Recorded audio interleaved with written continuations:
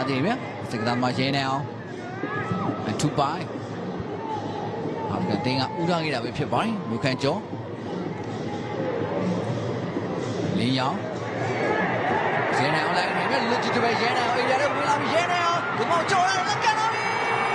ဂိုးဝင်ကြလက်ရှိမှာတော့ဒီမောင်တင်းဒုတိယပိုင်းပြန်စားလို့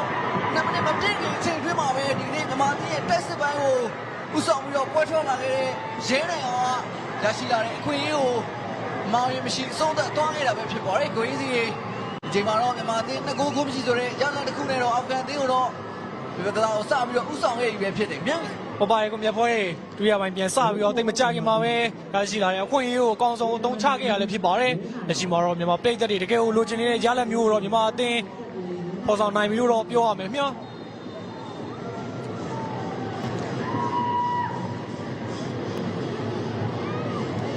စောပိုင်းရဒုတိယမြောက်ဦးဆောင်ကိုရရှိခဲ့တဲ့အခိုက်အတန့်ကိုပြန်လည်ပြသနေခဲ့ရလည်းဖြစ်ပါတယ်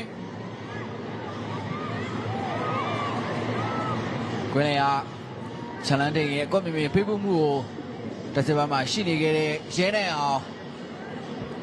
အာဖဂန်အသင်းရဲ့ဂိုဒမာမူစတာဖာအိုပါလိန်ခောက်ပြီးတော့မြင်တွေ့ရတဲ့ပုံစံတိုင်းပဲမောင်ရင်မရှိဆုံးသက်သွားခဲ့တာပဲဖြစ်ပါတယ်